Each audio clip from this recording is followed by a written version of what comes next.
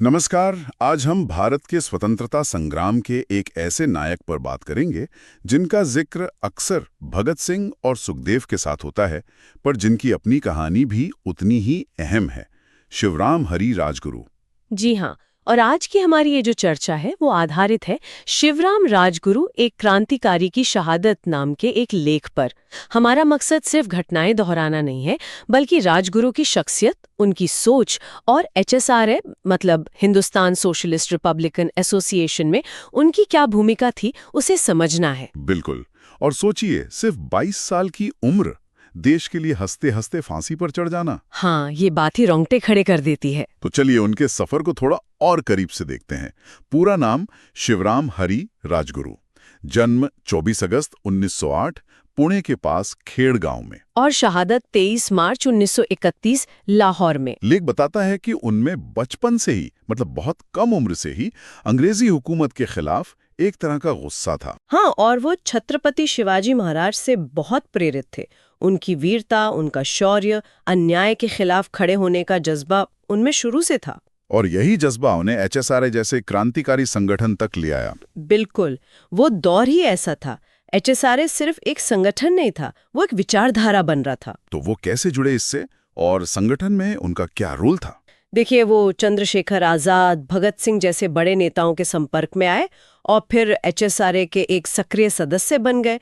लेख में ये भी है कि उनका निशाना बड़ा अचूक था और वो शारीरिक रूप से भी काफी मजबूत थे।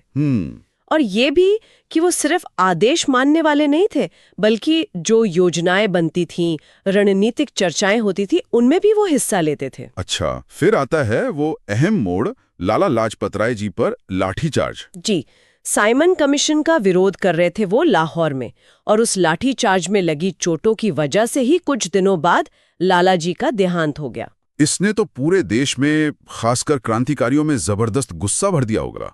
उसे मारा जाए, लेकिन पहचानने में गलती हो गई। हाँ, गलती हुई और असिस्टेंट सुपरिटेंडेंट जॉन सैंडर्स मारा गया।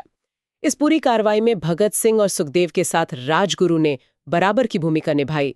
असल में पहली गोली राजगुरु ने ही चलाई थी सैंडर्स पर। तो ये सिर्फ एक बदला नहीं था, ये ब्रिटिश राज को सीधी चुनौती थी। हाँ, कि भारतीय चुप नहीं बैठेंगे, अन्याय बर्दाश्त नहीं करेंगे। इसके बाद क्या हुआ? वो लोग फरार हो गए? जी, फरार हो गए, लेकिन ज्यादा दिन तक बच नहीं पाए।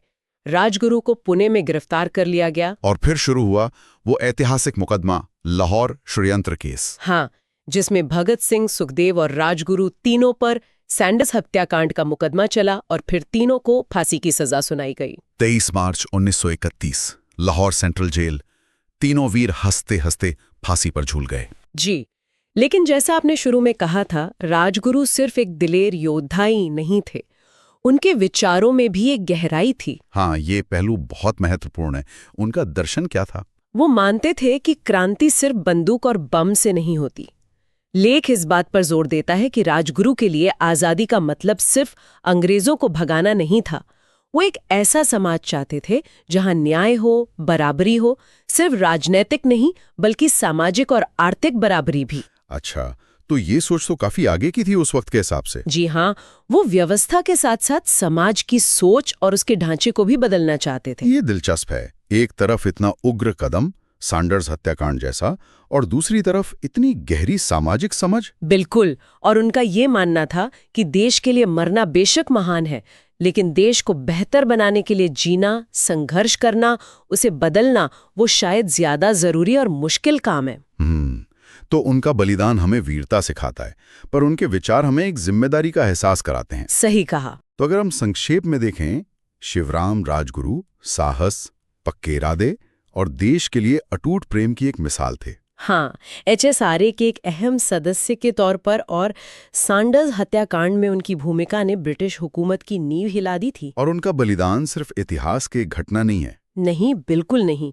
वो न्याय, समानता और सामाजिक बदलाव के लिए जो संघर्ष हमेशा चलता रहता है, उसकी एक प्रेरणा है। वाकई, राजगुरु का जीवन और उनके विचार हमें ये सोचने पर मजबूर करते हैं कि देश के लिए जान देना महान है, पर शायद देश को बदलने का जज्बा रखना, उसके लिए काम करना, ये उससे भी बड़ी चुनौती है। जी, आज के समय में अपने समाज को बेहतर बनाने के लिए इस तरह की सक्रिय भागीदारी का, इस प्रतिबद्धता का क्या मतलब हो सकता है, इस पर जरूर सोचा जा सकता है।